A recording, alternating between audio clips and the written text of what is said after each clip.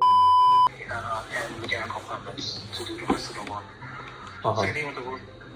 So typically with a condemned house, you need to have all the mechanicals inspected before they'll uncondemn it. Right, so I'm wrapping up a condemned house right now. I have all the inspections done, roofing inspections done. Just finishing the actual house, and now I'll call for the final inspection. Now we're good. Yeah. This isn't the first condemned house I've sold. I sold a condemned house a couple years ago because I didn't feel like finishing it. Okay. So in terms of the ARV, if you're targeting, so the rent here could be as much as $3,500, I would say, maybe more. But the rear house, you could probably rent it for between $1,200 to $1,500. The down unit, you could probably rent for between $800 to $1,000, and then the up unit could probably be between $900 to $1,100. So this guy's the owner of the house. $3,000 plus and rental income. Mid-Section 8 will be a little bit higher. The only thing with Section 8 tenants is that he's the owner. I'm trying to buy it. you're going to get a lot more people in those houses than units. So the rent here is going to be a bit higher. I double close. So in terms of ARV, I want to say it's between 180 to 200. It would definitely take too long for me personally. I'm gonna be honest, and like it's. I have another house on the market, but I'm asking for retail pricing. I'm not sure if that's something you're interested in. Yeah, I mean, if the numbers work out, definitely. Or you could Google them. Sorry, East 90th. So that particular block, I mean, if you put in your research, and that particular block has seen a lot of work. There's like 10 brand new houses, but none are as big as mine. All those brand new houses are 3 bed, 2.5 bath, or something like that. Mine's a 6 bed. So I bought it as a 7 bed, 3 bath, but I opened up one of the bedrooms to make it a much bigger living room. And the third bathroom was too cramped, so I made it a half bath. Was better that way. Yeah. So the whole house is fully redone. New roof, new siding, new mechanicals, new windows, new flooring, new everything basically. Okay. Yeah, so I have this on the market to be sold. If it doesn't sell, I'll probably do a refi at that price range for rent to nurses. One of the houses right across the street is renting to 4 nurses. This is right down the block from the clinic.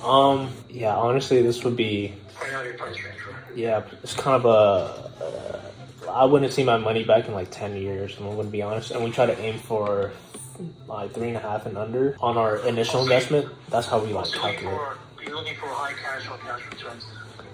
Yeah, but the property on Cumberland Avenue, would you take 30 grand for it? I paid 20 for it. You paid 20 for it? Correct. I put in about the drawings and everything, and securing the property, paid about 8,000. So my bottom line there is about 35,000. Okay, all right. Okay, might be able to find someone for you that will buy it for 34. Yeah, if that's the case, yeah. Yeah, that's probably the only thing I can really do for the both of us right now because. So how do you source your properties? I'm curious. I'm sorry? How do you source your properties? Source as in. Do you just randomly call people? I go on the and then I look for property owners and then I just call them. Yeah. Have you considered mailing them postcards? Yeah.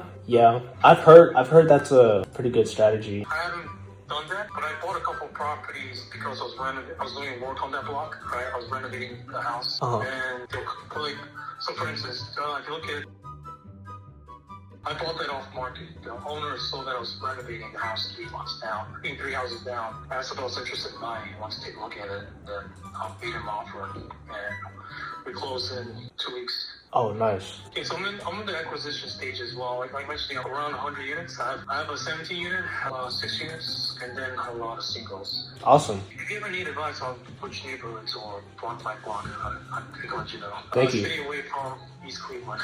That's what I've heard. Yeah, but the Section 8 pays so good. East Cleveland and then east of Cleveland, right? So East Cleveland is its own city. It's not part of Cleveland. That's what I'm talking about. That's where like the Collinwood neighborhood is, right? East Cleveland?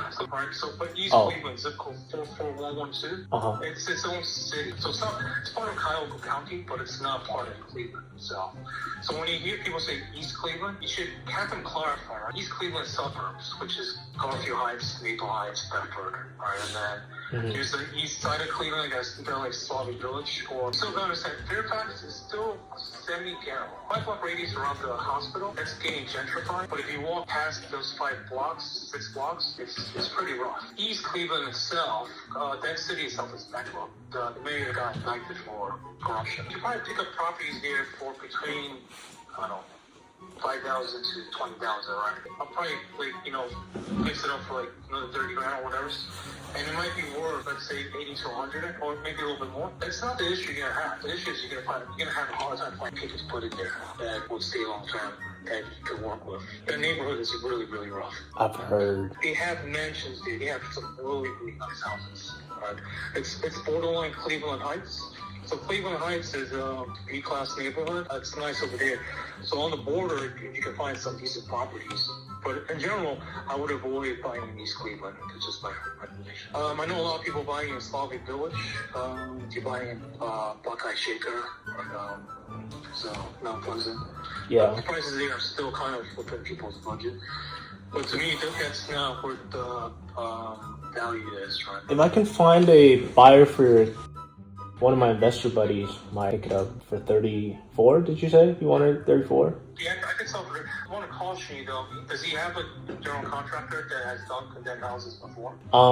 He has a general contractor, but I'd have to ask him about the condemned houses part. So the thing is, high risk, high reward, right? Yeah.